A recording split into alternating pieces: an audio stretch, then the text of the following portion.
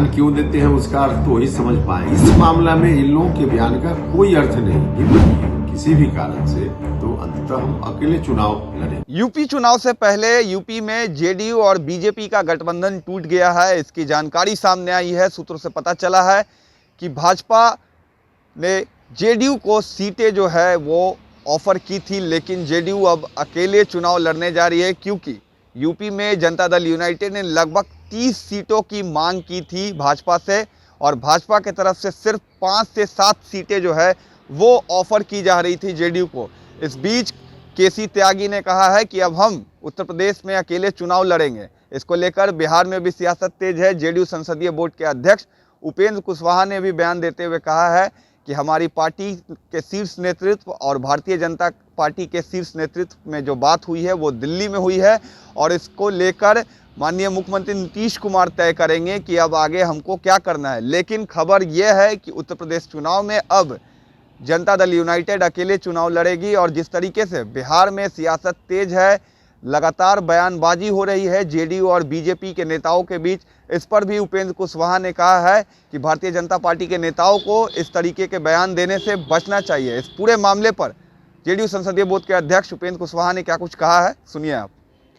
देखिए, बाकी चीज तो अलग बात है कि बिहार का कोई इशू है, लेकिन गठबंधन का जहां तक मामला है तो गठबंधन के बारे में भारतीय जनता पार्टी का शीर्ष नेतृत्व ही डिसीजन लेता है। इसलिए इस मामला में इन लोगों के बयान का कोई अर्थ नहीं।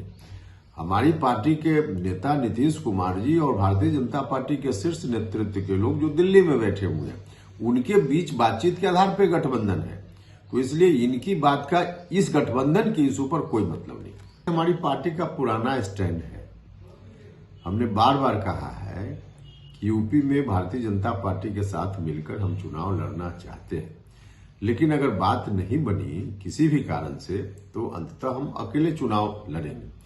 तो केसी त्यागी जी ने जो कहा है पार्टी के इस स्टैंड के अनुकूल ही कहा है।